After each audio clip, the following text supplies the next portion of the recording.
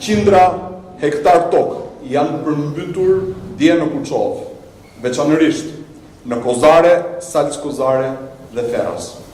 Përmbytja ka ndodhur në orët e para të mëngjesit të djeshëm dhe ka ardhur si pasojë e hapjes pa asnjë paralajmërim të portave shkarkuese të hidrocentralit të Banjës.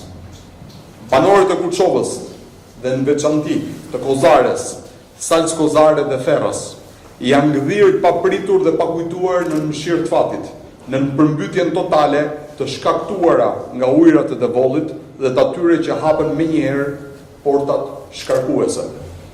Qindra, e ndoshta mijëra hektar tokë janë përmbytur. Qindra familje dhe fermerë kanë pësuar dëme të pallogaritshme nga kjo katastrofë, jo aq natyrore, por e shkaktuar nga keq menaxhimi. Dhe jo vetëm nga ana e subjektit që operon në lumin Devoll, por mbi të gjitha nga ana e kushtetit vendor, i cili duhet i kishte paraprirë kësaj situate dhe të kishte njoftuar me kohë banorët për përmbytjen e shkaktuar nga njeriu dhe jo nga kushtet e motit. Këtë procedurë kërkon ligji dhe ligji është shkelur tërësisht. Menaxhimi i shkarkimeve është qartazi i përcaktuar në rregullorin e digave dhe sigurisht nëse procedura do të ishte ndjekur me rigorozitet, shkarkimet pjesore do të kishin filluar prej ditësh, sepse ishte shumë i qartë fakti se parashikimi i motit tregonte përreshje të shumta gjatë gjithë javës së kaluar.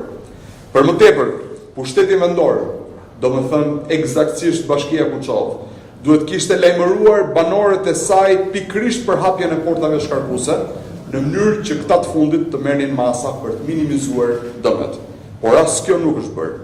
Kjo tregon një paaftësi dhe neglizhencë totale nga ana e Bashkisë Kuçovë dhe për këtë gjë përgjegjësit duhet të mbajnë përgjegjësi përpara ligjit.